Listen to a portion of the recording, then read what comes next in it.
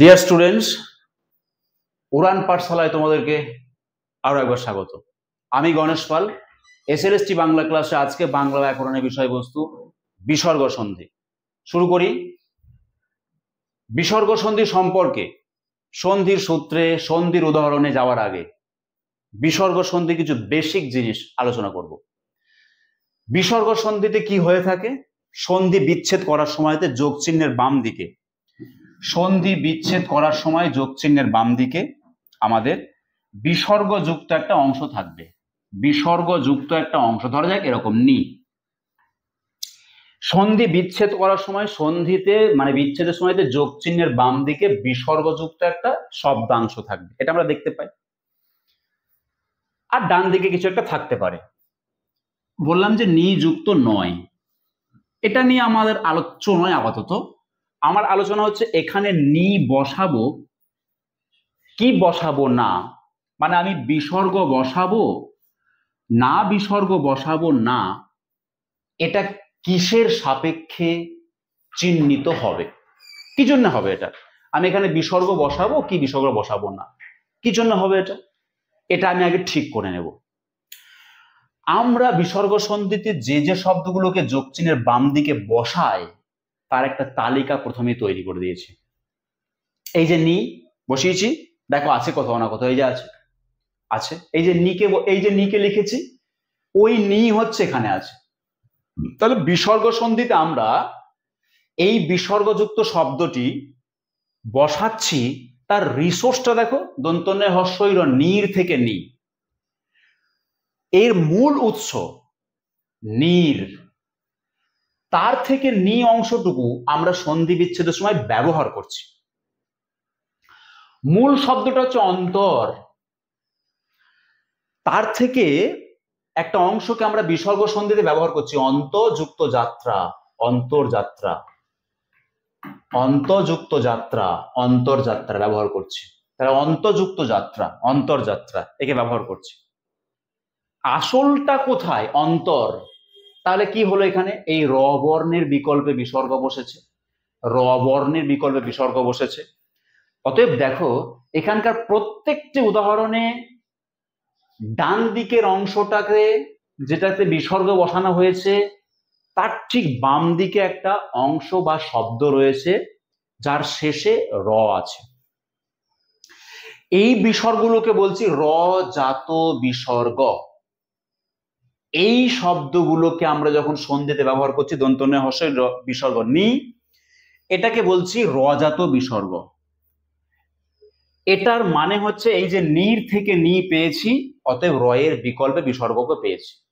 এই যে তালিকার শব্দগুলো অন্ত, নি, ধরো অন্তর্যাত্রা, নির্ণয়, পুনর্যাত্রা, প্রাতরা, স্বর্গত, দুর্ভিক্ষ, অন্তরাত্মা, পুনরুক্তি, অহরহ, চক্ষুরোগ, জ্যোতিরূপা, বহিষ্কার, অহরাত্রি, অহরাত্র, এই শব্দগুলো গঠিত হতে পারে এদেরকে যোগ চিহ্নের বাম দিকে রেখে। কাদেরকে? এখানে যে বিসর্গযুক্ত অংশগুলো দেখছি, এই বিসর্গযুক্ত অংশগুলোকে যোগ চিহ্নের বাম দিকে রেখে সন্ধি বিচ্ছেদ হতে পারে। আর যোগ চিহ্নের বাম দিকে রাখলে এই অংশগুলোর মূলটা দেখো শেষে র আছে, তাই এই তালিকাটাকে বলা হচ্ছে রজাত বিসর্গ। এই তালিকাটাকে বলা হচ্ছে রজাত বিসর্গ।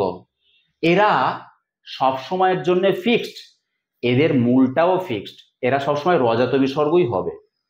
আরো কতগুলো শব্দকে আমরা দেখব যে স্বজাত বিসর্গ, স্বজাত বিসর্গ। দেখো দুটো পাতা জুড়ে স্বজাত বিসর্গ শব্দ আছে।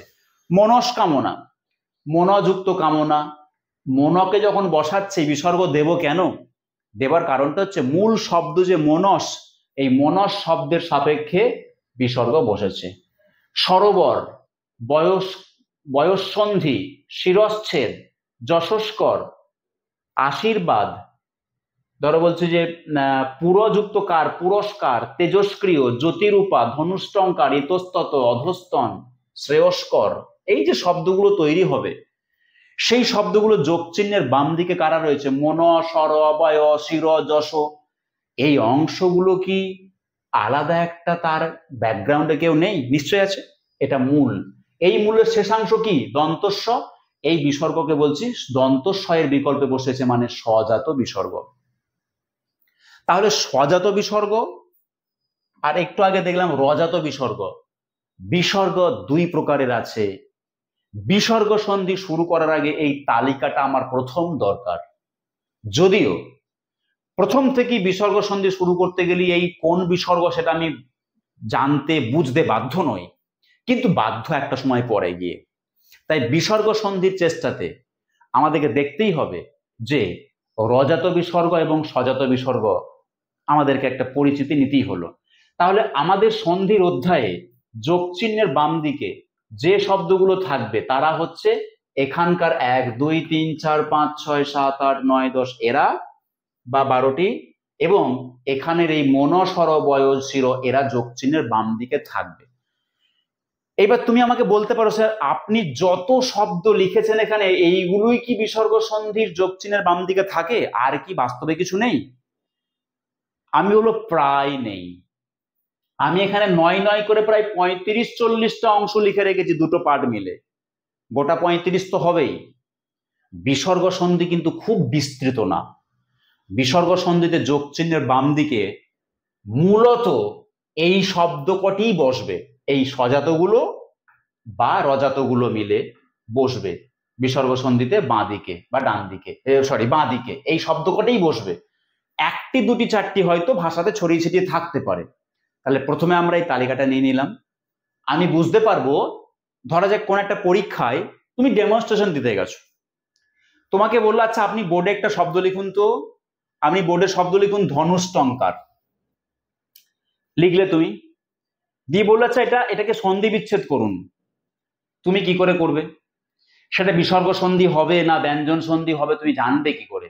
কারণ তুমি জানো, তুমি এখন জেনে গেছো ধনুষ নামক একটা কোন মূল শব্দ থেকে ধনু হয়, স্বাভাবিক এটা একটা বিসর্গযুক্ত শব্দ, ন্যাচারালি এটা ব্যঞ্জন সন্ধি হওয়ার কোনো প্রশ্নই নেই। এই তালিকা তোমাকে হেল্প করবে। তোমাকে বললো সদ্যজাত শিশু দেখেছো, তুমি বলে হ্যাঁ নিশ্চয়ই দেখেছি। আচ্ছা সদ্যজাত শব্দটি বোর্ডে লেখো। লিখলে আচ্ছা একে একটু বিচ্ছেদ করা যায় কি, সন্ধি বিচ্ছেদ করা যায় না করা যায় না? তুমি বলে হ্যাঁ করা যায়। দিয়ে করলে কি দন্তস্ব দয়জা ফলা সদ্য বিসর্গ দিয়ে লিখলে। আচ্ছা বিসর্গ আপনি কেন দিলেন? এটা কি বিসর্গ দেওয়া যাবে? আমার তো মনে হচ্ছে এটা ব্যঞ্জন সন্ধি, আপনি একটু ব্যাখ্যা করুন তো। তুমি এটাকে সদ্য যে বিসর্গ দেবে কোন যুক্তিতে দেবে, কেন দেবে? তার কারণটি হচ্ছে তুমি বলবে যে মূল সংস্কৃত শব্দ হচ্ছে সদ্যস, এই সদ্যস শব্দ থেকে সন্ধি বিচ্ছেদ করার সময় আমরা সদ্য ব্যবহার করি এবং এই বিসর্গটাকে বলা হয় স্বজাত বিসর্গ, যেটি দন্তস্বয়ের বিকল্পে বসিয়েছি। এবার আমরা এখান থেকে বিচ্ছেদ করব, একে ব্যবহার করে বিচ্ছেদ করব। সদ্য অবশ্যই দন্তস্ব দয়জা ফলা বিসর্গ, সদ্যযুক্ত জাত। এই যুক্তি যদি আমরা না দেখাতে পারি তাহলে টিচার কেন? শুধু সন্ধি বিচ্ছেদ করতে পারলে তো টিচার হওয়া যায় না। অ্যাডমিনিস্ট্রেটিভ কোনো পরীক্ষায় তুমি সন্ধি বিচ্ছেদ করতে পেরেছো, তুমি নম্বর পেয়ে গেছো, ব্যাস। টিচারকে তো আবার সন্ধিটা শেখাতে হবে। তাহলে নিজে না শিখলে এবং বুঝে না পড়লে শেখানো যায় না। তাহলে টিচিং প্রফেশনের অনেক রেসপন্সিবিলিটি অনেক বড়, কারণ নিজে শেখা নয়, আবার এমন ভাবে শিখতে হবে যেন অন্য কেউ শেখাতে পারা যায় এবং সেটা সঠিক শেখাতে পারা যায়। তুমি যেরকম ভাবে শিখেছো তার থেকে আরো কতখানি গুছিয়ে, আরো কতখানি কম সময়ের মধ্যে কম পরিসরে সুন্দর করে এই কাজটা শিক্ষকের মধ্যে রয়ে যাচ্ছে। যাই হোক, আমরা চলে আসি মূল জায়গায়। কতগুলো শব্দ দেখছি আমরা যে আগের দিনে স্বরসন্ধি ব্যঞ্জন সন্ধির ক্লাস করিয়েছি, সেখানে আমরা কখনো সন্ধির সূত্র মুখস্থ করানোর দিকে এগোইনি, কিন্তু মুখস্থ হয়ে যাবে এটা বলেছি। আমি একবার বলছি না সন্ধির সূত্র জানতে হবে না, জানতে হবে, কিন্তু সূত্র জেনে নিয়ে সন্ধি শিখবে না। সন্ধি সত্যি সত্যি শিখলে সূত্র জানা হয়ে যায়, এটা হচ্ছে কথা। কি বললাম? সন্ধি সত্যি সত্যি শিখলে সূত্র জানা হয়ে যায়। আজকে আমরা সেই রকমই ভাবে সন্ধিটা শিখবো। সন্ধির সূত্র মুখস্থ করব না, কিন্তু সন্ধিটা শিখবো এবং তার জন্য সূত্রটা জানা হয়ে যাবে। আচ্ছা নিশ্চল শব্দটা কোন বাঙালি না শুনেছে? নভশ্চর কে না শুনেছে? নিশ্চিহ্ন, দুশ্চিন্তা, দুশ্চরিত্র শব্দগুলি সবাই আমরা শুনেছি। যদি দুশ্চরিত্র কথাটা আমরা শুনি তারপর একটু ভাবছি, আচ্ছা দুশ্চরিত্র মানেটা কি? মানে দুশ্চরিত্র মানে খারাপ চরিত্র। তাহলে চরিত্র কথাটার মধ্যে তো কিছুই নতুনত্ব নেই, এটা তো রয়েই গেল। আচ্ছা মানে খারাপ ভাবটা তাহলে কে ক্যারি করছে? দু অংশটাই খারাপ ভাব ক্যারি করছে। আর আমরা জেনে গেছি দূর থেকে দু হয়, কাজে এটা বিসর্গ হবে। তাহলে দুশ্চরিত্র শব্দের মধ্যে দু আর চরিত্র দিয়ে কেমন করে একটা তালব্যস্য চলে এলো যেন। এই সমস্ত শব্দগুলো তো ঠিক সেই তালব্যস্যটা চলে এসছে। নিশ্ছিদ্র, নিশ্ছিদ্র, শিরশ্ছেদ, তালবস্যয় হস্যই র, তালব্যস্যয় ছয়ে একার দ, শিরশ্ছেদ। দুশ্ছেদ্য, দয়ে হস্য, তালবস্যয় ছয়ে একার, দয়ে জ ফলা, নভশ্চক্ষু। যাই হোক, প্রত্যেকটা শব্দের মধ্যে একটা তালব্যস্য জন্ম লাভ করলো। কোন শর্তে করলো? তালব্যস্য জন্মলাভ হচ্ছে তখন আমি সূত্রর এখন একেবারে তাকাবই না, কেটে দিচ্ছি সূত্র। আমি সূত্র বলে কিছু জিনিস তাকাবই না। আমি এই শব্দগুলোর মধ্যে কি দেখছি? তালব্যস্য নতুন করে জন্ম নিয়েছে। এবার একটা বিশেষ শর্তে তালব্যস্য জন্ম নিল। কি সেই শর্ত? বিসর্গ এর পরে চ থাকলে, দেখো ভালো করে, চ থাকলে কিংবা ছ থাকলে, এটাকে আবার ভেবো না স্যার এটা তো যোগ চিহ্নের পরে হর্ষই আছে, না, এটা বানান করলে ছ হর্ষই দ র, বর্ণের সিকোয়েন্সটাতে কি আছে? ছ হর্ষই দ র, কাজে যোগ চিহ্নের ডান দিকে কিন্তু এখানে ছ আছে, আলটিমেট ছ আছে। তুমি যদি বর্ণটাকে সিকোয়েন্স দেখো, মানে বিশ্লেষণ করো, তাহলে দেখবে যে ছ হর্ষই দ র, এখানে ছ আছে। তাহলে তালব্যস্যটা তৈরি হচ্ছে কখন? যোগের ডান দিকে চ কিংবা ছ থাকলে তালব্যস্য তৈরি হচ্ছে। কে বলল? একজন, দুজন, তিনজন, চারজন, পাঁচজন, ছজন, সাতজন, আটজন, নজন বলল। বই খুললে আমরা আরো 15 জনকে খুঁজে পাবো। সবাই বলছে বিসর্গ এর পরে চ বা ছ কিছু যদি থাকে না, তাহলে তালব্যস্য হয়। এই শব্দগুলো বলছে, ভাষা বিজ্ঞানীরা এই শব্দগুলোকে আমাদের সামনে নিয়ে এসে দেখাচ্ছেন বিসর্গ এর পরে চ কিংবা ছ থাকলে তালব্যস্য হয়। এটা একটা স্টেটমেন্ট বা বিবৃতি হয়ে গেল। এটাই হচ্ছে সূত্র, যে বিসর্গ এর পরে চ কিংবা ছ থাকলে তালব্যস্য হয়, সেই তালব্যস্যটা বিসর্গ এর জায়গায় বসে। দন্তনে হর্ষই তালব্যস্যয়ে চ এ ল, দেখো বিসর্গ এর জায়গায় তালব্যস্য, দন্তনে হর্ষই তালব্যস্যয়ে চ এ ল। এই শব্দগুলোর মধ্যে যে কথা আমরা পেলাম, এটাই বিসর্গ সন্ধি। এটাই সূত্র। বিসর্গ এর পরে চ কিংবা ছ থাকলে তালব্যস্য হয়। নেক্সট হচ্ছে বিসর্গ এর পরে ট কিংবা ঠ থাকলে, তার মানে আমি একটা জিনিস বলতে ভুলে গেলাম, তালব্যস্য মানে কি? তালব্য ব্যঞ্জন থাকবে। চ ছ একটা তালব্য ব্যঞ্জন। তালব্য কথাটার সঙ্গে তালব্য ব্যঞ্জন মানে চ ছ, তালব্য স, এটা হচ্ছে তালব্য স মানে তালু থেকে আসা স, আর এটা হচ্ছে তালব্য ব্যঞ্জন চ ছ। তাহলে তালব্য ব্যঞ্জন থাকলে তালব্যস্য হয়, মূর্ধন্য ব্যঞ্জন থাকলে মূর্ধন্যস্য হয়। ট কিংবা ঠ যদি থাকে, মানে মূর্ধন্য ব্যঞ্জন থাকে, তাহলে কি হবে? বিসর্গ এর জায়গায় মূর্ধন্যস্য হবে। দেখো ধনুষ্টঙ্কার, চতুষ্টয়, নিষ্ঠুর, বিসর্গ এর জায়গায় কি হয়েছে? মূর্ধন্যস্য হয়েছে। কেননা এরা হচ্ছে মূর্ধন্য ব্যঞ্জন। মূর্ধন্য ব্যঞ্জন কোনগুলোকে বলা হয়? ট ঠ দ ঢ মূর্ধন্য, এরা হচ্ছে মূর্ধন্য ব্যঞ্জন। তো এই মূর্ধন্য ব্যঞ্জন গুলো আছে বলে, এবার তুই বলেছে ট ঠ ড ঢ, সবাই তো না, আমরা সবাইকে উদাহরণে পাই না, এই দুটোকে পেয়েছি। তাহলে দেখো যোগের ডান দিকে ট থাকলো কিংবা ঠ থাকলে কি হবে? মানে মূর্ধন্য ব্যঞ্জন বলে বিসর্গের জায়গায় মূর্ধন্য স হবে। এটাকে নিয়ম মানে কি? এটা কি আকাশ থেকে কোনো দৈব বাণী ছিল? হবে নয়। একটা ক্ষেত্রে, দুটো ক্ষেত্রে, তিনটে ক্ষেত্রে, চারটে ক্ষেত্রে, পাঁচটা ক্ষেত্রে হয়েছে, আমরা দেখছি, এর কোনো ব্যতিক্রম দেখছি না, সেজন্য বলছি হয়। যদি কোনোদিন ব্যতিক্রম দেখি তখন আমাদেরকে চুপ করতে হবে, না হয় না, তো কোনো ব্যতিক্রম নেই। আর একাধিকবার দেখেছে, এটাকে বলি আরোহী পদ্ধতি। উদাহরণগুলোর রেসপেক্টে আমরা যা দেখতে দেখতে দেখতে দেখতে অনেক অভিজ্ঞতা সঞ্চয় করে এগিয়ে গিয়ে বললাম দেখো ওই ট্রেনটা কিন্তু ভালো যায় না। তার মানে কি একদিন আমরা তাকে ফলো করেছি? না, একাধিক দিন তাকে আমরা ফলো করছি, তারপর বলেছি ওটা একদম বাজে ট্রেন, কেননা ও ভালো যায় না, ওর সিস্টেমে ওকে অনেকবার সাইড করে করে নিয়ে যায়, বাজে ট্রেন। তার মানে কি, একাধিক দিন আমরা ওটাকে অবজার্ভ করতে করতে আমরা ওই সিদ্ধান্তে পৌঁছেছি, একাধিক উদাহরণকে আমরা অবজার্ভ করছি, তারপরে আমরা একটা সিদ্ধান্তে পৌঁছেছি। এবং যদি বিসর্গযুক্ত শব্দটির পরে যদি আমাদের দন্তবর্ণ থাকে, দন্তবর্ণ কারা, ত কিংবা থ, এখানে সমস্ত শব্দগুলোর মধ্যে আমরা তকেই পাচ্ছি একমাত্র, যা আমাদের শব্দ ভান্ডারে রয়েছে। তো দন্তবর্ণ যদি কিছু থাকে তাহলে বিসর্গের জায়গায় দন্তস্ব হয়, এটা দেখতে পাচ্ছি। তাহলে বিসর্গ সন্ধি প্রথম দিকে তালব্যস্ব, মূর্ধন্য ষ, দন্তস্ব, তিনটে শয়ের প্রসঙ্গ পেলাম।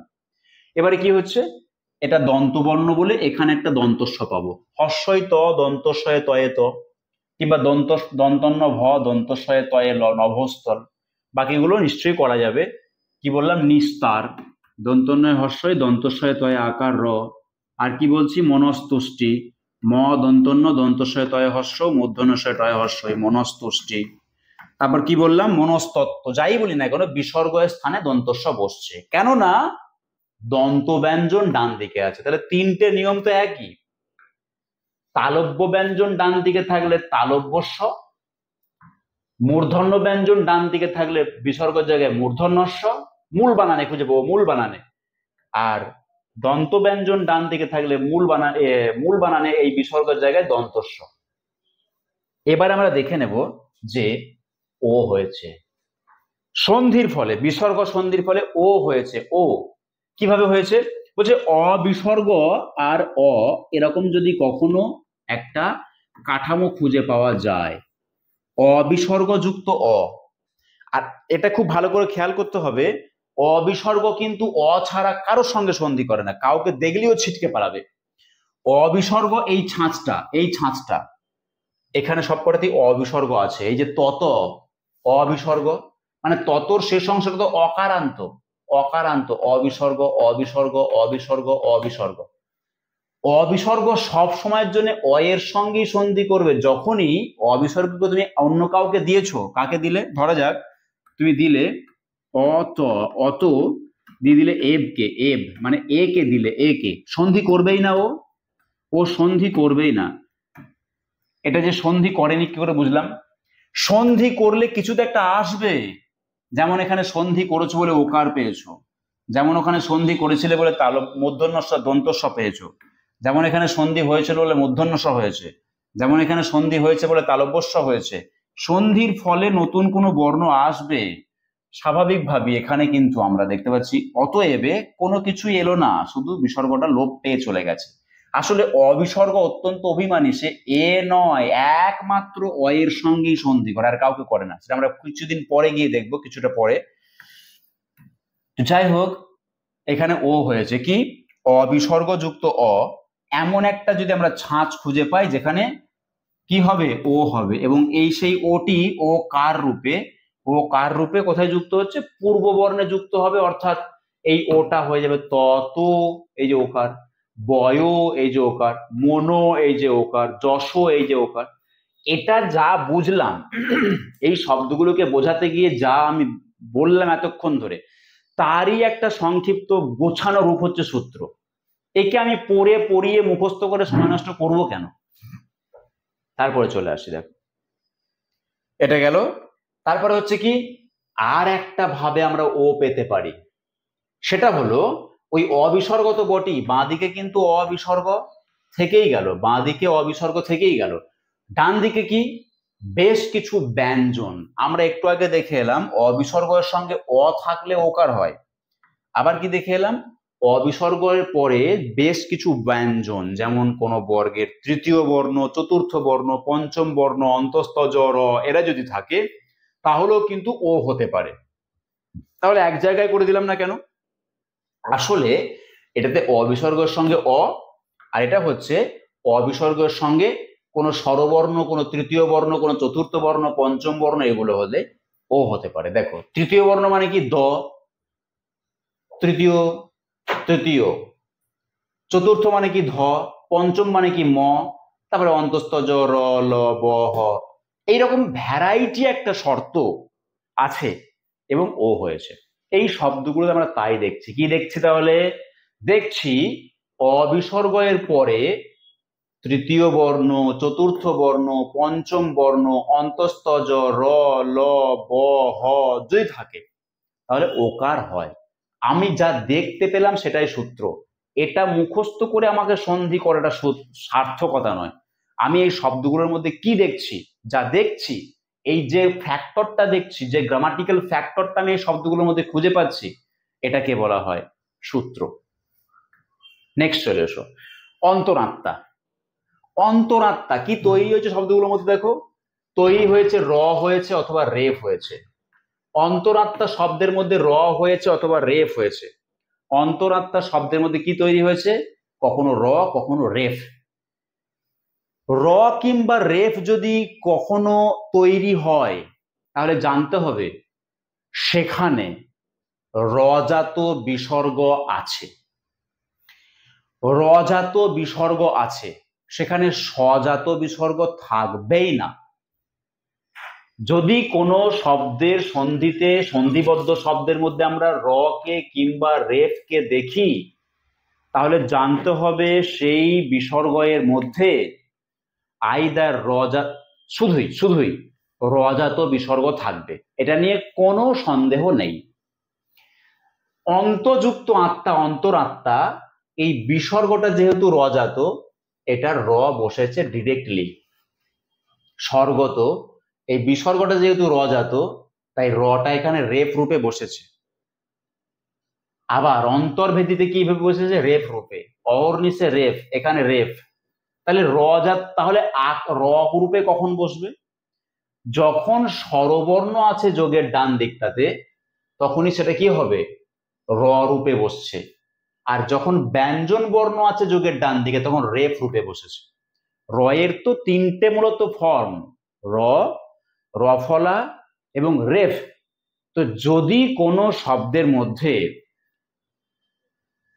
যোগের ডান দিকে মানে স্বরবর্ণ আছে তো রটা সরাসরি বসে যায়। ব্যঞ্জন বর্ণ থাকলে রটা র রূপে না বসে রেফ রূপে পরের বর্ণের মাথায় বসে।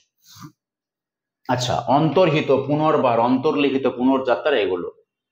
তাহলে আমরা এখান থেকে কি দেখতে পাচ্ছি? এই শব্দগুলো আমরা কি দেখতে পেলাম? আমরা দেখতে পেলাম যে পূর্বপদের শেষে অকার ও রজাত বিসর্গ। অকার মানে কি? অন্ত মানে অ, অকার, স, অ, অকার। এই যে পুন মানে অকার ও রজাত বিসর্গ আছে। আর পরপদের শুরুতে এবার কি ভ্যারাইটি আছে দেখো, স্বরবর্ণ হতে পারে, তৃতীয় বর্ণ হতে পারে, চতুর্থ বর্ণ হতে পারে, পঞ্চম বর্ণ দেখছি না আমরা এখানে, অবশ্যই নিস পঞ্চম বর্ণ দন্তন্য হতে পারে, অন্তস্তজ, ল, ব ইত্যাদি ইত্যাদি। আগেরটার মতোই কিন্তু এই ভ্যারাইটি গুলো এখানে কাজ করছে। দেখো আগেরটা তো ঠিক যেমন ছিল, তৃতীয়, চতুর্থ, পঞ্চম, অন্তস্তজ, র, ল, ব, এটাও ঠিক তাই। তাতে কি হয়েছে? র কিংবা রেফ হয়ে গেছে বিসর্গটা। এই বিসর্গটা কখনো র হয়েছে, কখনো রেফ হয়েছে। কখন র? স্বরবর্ণ থাকলে র। কখন রেফ? ব্যঞ্জন বর্ণ থাকলে রেফ। কখন ব্যঞ্জন বর্ণ? যোগের ডান দিকে। যোগের ডান দিকে স্বরবর্ণ থাকলে র, যোগের ডান দিকে ব্যঞ্জন বর্ণ থাকলে রেফ। এটা হয়েছে। নেক্সট চলে আসি আমরা, নিরানন্দ। নি যোগ আনন্দ, নিরানন্দ। নি যোগ বিকল্প, নির্বিকল্প। একই জিনিস হয়েছে, আগেরটাতে যা হয়েছে এখানেও তাই হয়েছে। তাহলে কেন আলাদা করলাম? তাই যদি হয় তাহলে আলাদা কেন করলাম?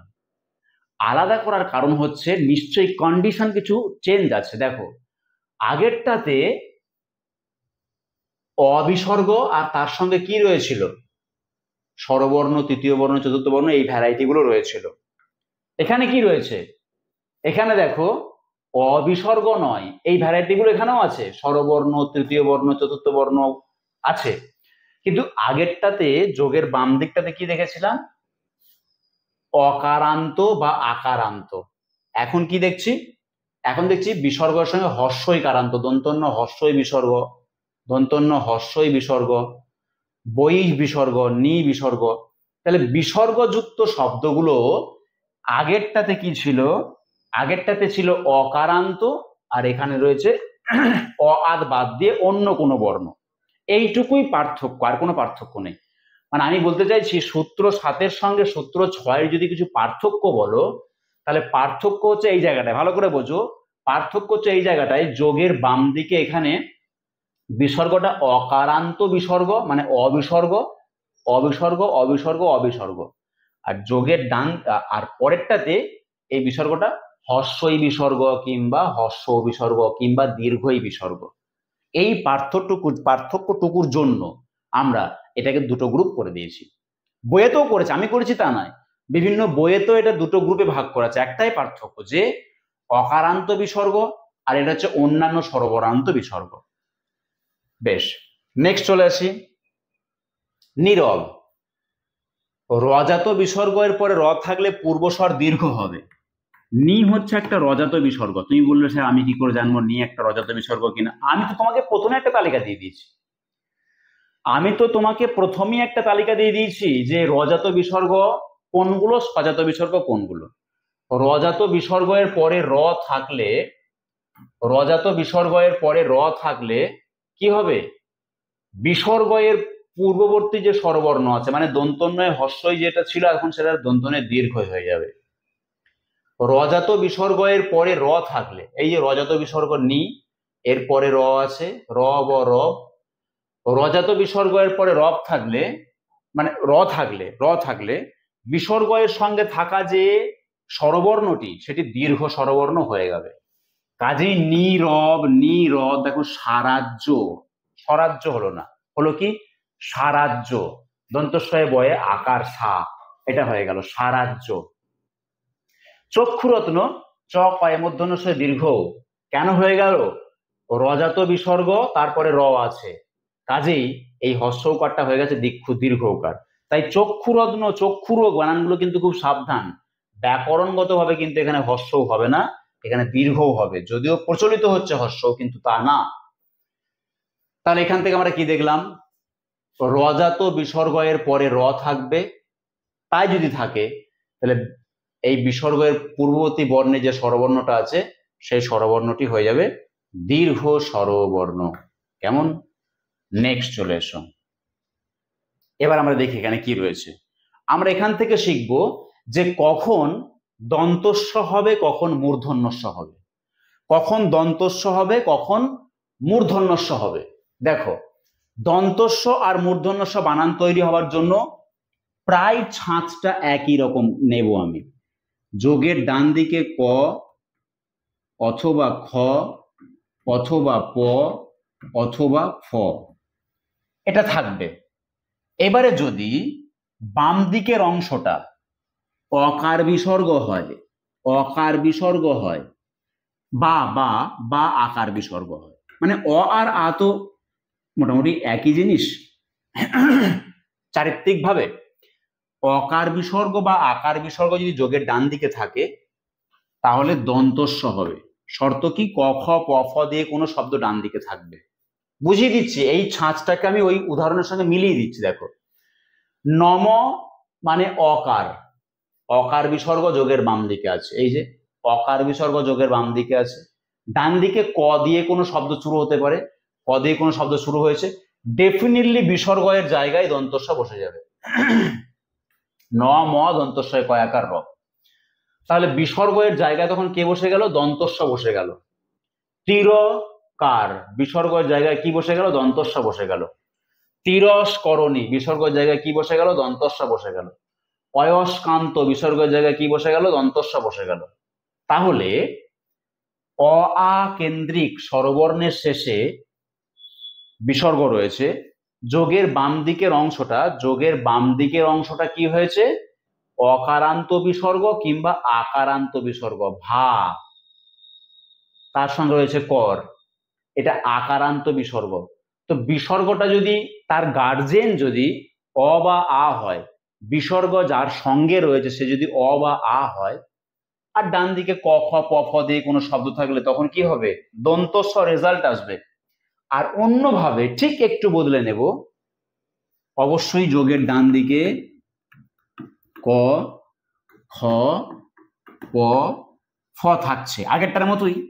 এখানে কিন্তু বিসর্গ এর গার্জেনকে অবশ্যই হস্যই বা হস্য। দেখো পার্থক্যটা এখানেই, হস্যই বা হস্য, নিযুক্ত কাম, নিষ্কাম, এখানে কিন্তু রেজাল্ট আসছে মূর্ধন্যস্ব। মূর্ধন্যস্ব কিন্তু এখানে রেজাল্ট আসছে। নিষ্প্রয়োজন, এখানে মূর্ধন্যস্ব রেজাল্ট আসছে। বহিষ্কার, মূর্ধন্যস্ব রেজাল্ট আসছে। দুষ্কৃতি, চতুষ্পদ, ধনুষ্পানি, মূর্ধন্যস্ব রেজাল্ট আসছে। কখন? আগেরটার মতোই ক খ প ফ দিয়ে কোনো না কোনো শব্দ ডান দিকে থাকবে, কিন্তু আগেরটাতে যোগের বাম দিকের অংশগুলো অকারান্ত, অকারান্ত, অকারান্ত কিংবা আকারান্ত। তাহলে অ কিংবা আয়ের মধ্যে সীমাবদ্ধ থাকলে দন্তস্ব আসবে, এবং অ আ বাদ দিয়ে হস্যই বা দীর্ঘই বা হস্যও এদের মধ্যে সীমাবদ্ধ থাকলে এখানে কিন্তু মূর্ধন্যস্ব আসবে। তাই নিষ্প্রয়োজন বানানে কিন্তু মূর্ধন্যস্ব হবে, কারণ আমি জেনে গেছি দন্তন্য হস্যই নি, এটা যেহেতু হস্যই কারান্ত তাই এখানে মূর্ধন্যস্ব হবে। আবি, ধনুষ্পানি, আয়ুষ্কাল, ধাতুষ্পুত্র, বহিষ্কার, আমাদের তো গুলিয়ে যেতেই পারে। আবিষ্কার বানান, বহিষ্কার বানান, পরিষ্কার বানান, পুরস্কার বানান, দন্তস্ব না মূর্ধন্যস্ব, কিছুদিন চর্চা বন্ধ করে দিলেই ভুলে যেতে পারি।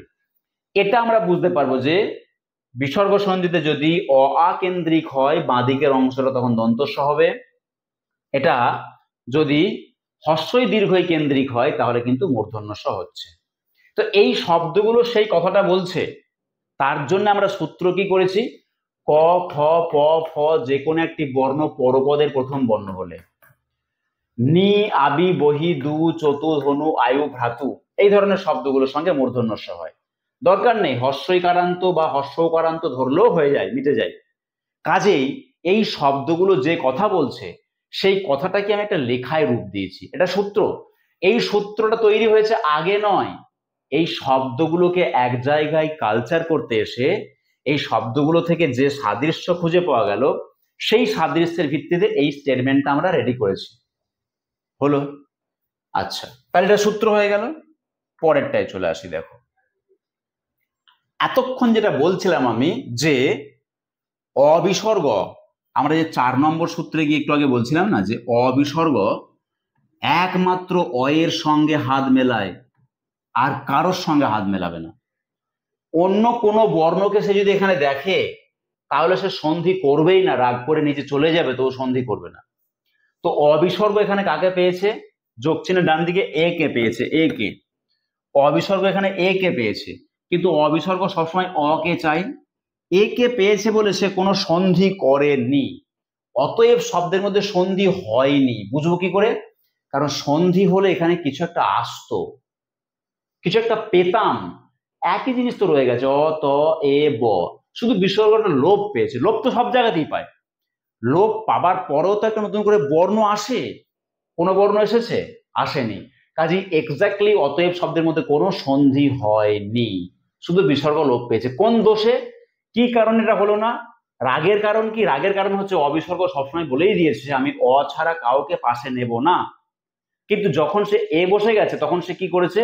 তখন সে নিজের উঠে চলে গেছে রেগে, তাই অ ত এ ব পড়ে রয়েছে। ঠিক দেখো, শিরো উপরি সন্ধি করতে পারিনি আমরা, এভাবেই থাকছে। বক্ষ উপরি এভাবেই থাকছে। তাহলে এখান থেকে যেটা দেখলাম, কি দেখলাম? প্রথম পদের অন্তে অকারের পর যদি বিসর্গ থাকে এবং পর পদের প্রথম বর্ণ যদি অকার ভিন্ন অন্য স্বরবর্ণ হয় তবে বিসর্গের লোপ হয়, লোপের পরে আর সন্ধি হয় না।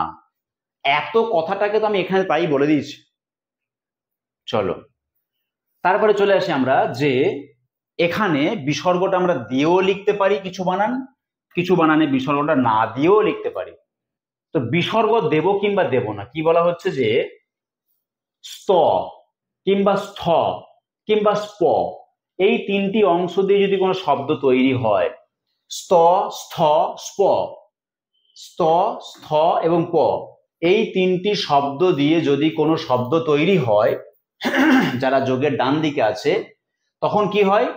সন্ধিবদ্ধ শব্দের মধ্যে বিসর্গ ব্যবহার করাও যাবে, আবার বিসর্গ না করাও যেতে পারে। আবার বিসর্গ ব্যবহার না করাও যেতে পারে। বক্ষস্থল, মনস্থ, অন্তস্থ এই শব্দগুলির মধ্যে অবশ্যই বিসর্গ ব্যবহার করাও যাবে, না করাও যাবে, দুটোই ব্যাকরণ সম্মত। একটাও অব্যাকরণজনিত দোষে দুষ্ট হবে না।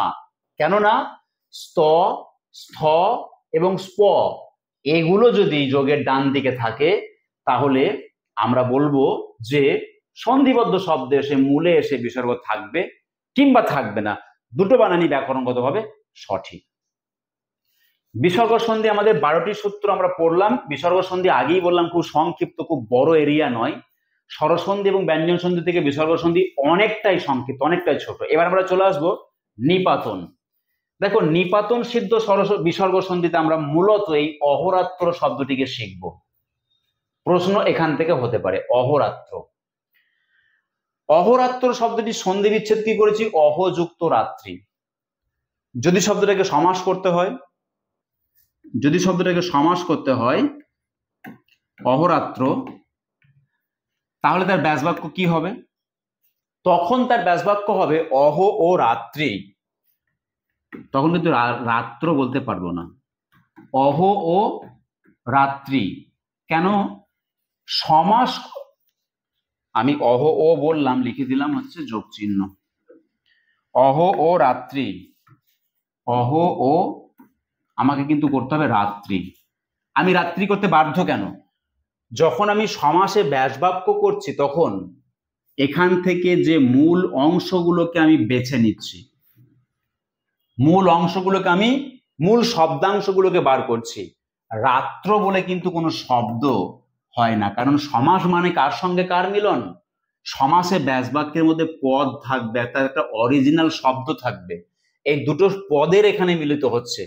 আর সন্ধিতে কিন্তু আমি অহযুক্ত রাত্র করে দিলাম, কারণ এখানে আমার গোটা পদটাকে তো দরকার নেই। এখানে আমার যোগের বাঁ দিকের অংশের সঙ্গে ডান দিকের অংশের সম্পর্কের দরকার। কাজেই এখানে আমি কিন্তু রাত্র, অহযুক্ত রাত্রি করতে বাধ্য নই। মূল শব্দ যেরকম আছে সেরকম করলেই হবে। সমাসে কিন্তু আমি বাধ্য। ধরা যাক মধ্যাহ্ন কিংবা অহর্নিশ। আচ্ছা, অহর্নিশ, অহ, এটাকে আমরা সন্ধি করছি, অহযুক্ত নিশ, অহর্নিশ, এটাকে আমরা সন্ধি করছি। কিন্তু যদি আমাকে এটাকে ব্যাসবাক্য করতে হয় বা সমাস করতে হয়, কি করব? অহ ও নিশা। কেন নিশা করব? কারণ সমাসের ব্যাসবাক্যের মধ্যে অরিজিনালি গোটা শব্দটাকে দরকার। কাজেই আমি কিন্তু অহ ও নিশ বলতে পারি না, কারণ নিশ শব্দের কোনো মানে হয় না। তাহলে মানে যখন হয় না, সন্ধিতে কেন করতে পারছি? সন্ধিতে কিন্তু আমার দরকার লাগে যোগের বাম দিকের বর্ণটি, যোগের ডান দিকের বর্ণটি, আর কাউকে দরকার লাগে না তো। কিন্তু সমাসে আমার সম্পর্কটা কাকে নিয়ে? গোটা শব্দটাকে নিয়ে, তাই সেটা মূল শব্দটা বের করতেই হবে। সেজন্য এটাকে বলা হচ্ছে যে অহ ও নিশা, এটা হচ্ছে সমাসের ব্যাসবাক্য। সন্ধিতে কিন্তু এমন কোনো প্রয়োজন নেই। তো বিসর্গ সন্ধি দেখতে সূত্র কিন্তু 12টা। আমরা যদি এক ঝলকে একবার বিসর্গ সন্ধিগুলোকে দেখে নিই, তাহলে দেখবে এর মধ্যে অনেক সূত্র আছে যেগুলো একটা সম্পর্কের বাঁধনে বাঁধা যেতে পারে। তালব্যস্য তৈরি হচ্ছে কিভাবে? এখানে তালব্য ব্যঞ্জন থাকলে যোগের ডান দিকে। মূর্ধন্য তৈরি হচ্ছে কিভাবে? যোগের ডান দিকে মূর্ধন্য ব্যঞ্জন থাকলে। মূর্ধন্য ব্যঞ্জন কোনগুলো? ট, ঠ, ড, ঢ মূর্ধন্য। আমাদের প্রয়োজন হয়েছে কাকে? টকে এবং ঠকে। দন্তস্ব কিভাবে আসছে? দন্ত ব্যঞ্জন থাকছে, ত, থ এগুলো থাকবে, যদিও ত দিয়ে উদাহরণই আমাদের এখানে রয়েছে। তাহলে এই তিনটে শয়ের জন্য যে কি শর্ত, সেটা কিন্তু খুবই সোজা, সেটা কিন্তু বিসর্গ সন্ধিতে খুবই সোজা। তারপর আসছে ও। আমরা দেখতে পাবো যে ও বর্ণের উৎপত্তি। ও বর্ণ হবে কার সঙ্গে? অবিসর্গযুক্ত অ। এটা হচ্ছে আমাদের ও বর্ণের উৎস।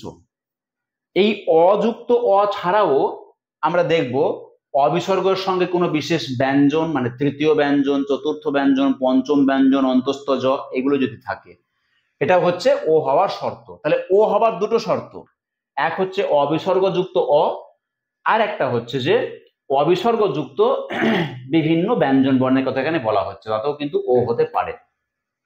এবার আমরা দেখে নিই, দেখো যে রজাত বিসর্গ যদি কোথাও থাকে, তাহলে মূল শব্দের মধ্যে র কিংবা রেফ হবে। অন্তরাত্মা শব্দের মধ্যে যে রটা এলো, এই রটা তো এলো কোত্থেকে? সন্ধির ফলে এলো তো।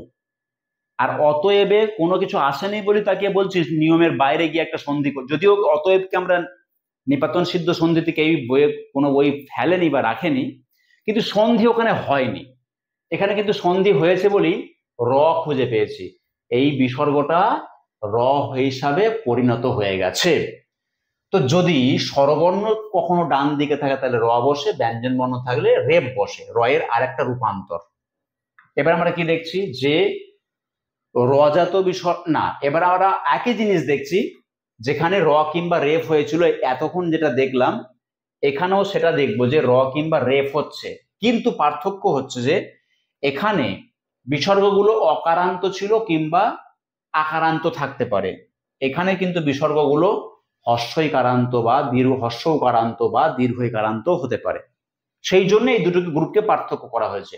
রেজাল্ট দুটোরই এক, স্বরবর্ণ থাকলে র হয়, ব্যঞ্জন বর্ণ থাকলে রেফ হয়। নেক্সট দেখো যে রজাত বিসর্গ এর পরে র থাকলে পূর্বস্বর দীর্ঘ হয়, ছিল হস্যই হয়ে গেল দীর্ঘই। কেন? এটা একটা রজাত বিসর্গ, তারপরে র আছে, পূর্বস্বর দীর্ঘ হয়ে গেছে। নেক্সট দেখো আমরা কি দেখছি, দন্তস্ব কখন হবে, মূর্ধন্যস্ব কখন হবে। দন্তস্ব দেখতে পাচ্ছি যে যোগের বাম দিকে বিসর্গ এর কোম্পানি যদি, তার গার্জেন যদি, তার সঙ্গী যদি অ কিংবা আয়ে থাকে, তখনই কিন্তু কি হয়ে যাচ্ছে, দন্তস্ব হয়ে যাচ্ছে।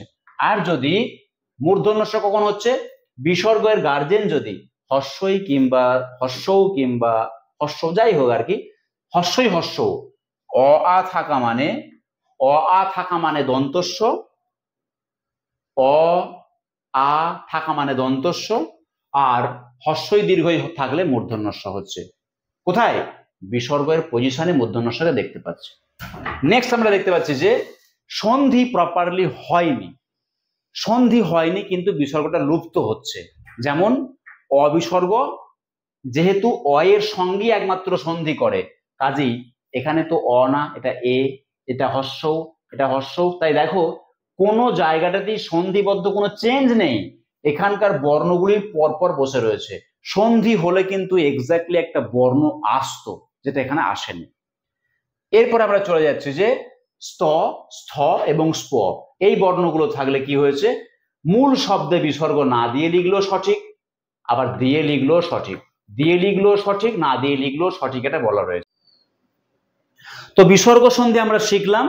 এবার বিসর্গ সন্ধিতে কতগুলো অনুশীলনী আমরা করে নিই, তারপরে নিশ্চয়ই বুঝতে পারবো যে সূত্রগুলো যে শিখলাম সত্যি আমরা এগুলো করতে পারছি কিনা বা মিলছে কিনা।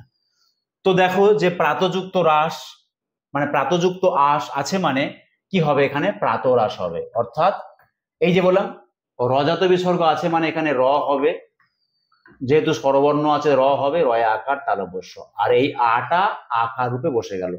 তারপর কি রয়েছে, পুনর্যাত্রা, পয়স দন্তন্য অন্তস্তয় জয় রেপ আকার তয়রে ফল আকার, ব্যঞ্জন বর্ণ আছে বলে রেফ হয়েছে, স্বরবর্ণ ছিল বলে র হয়ে গেল।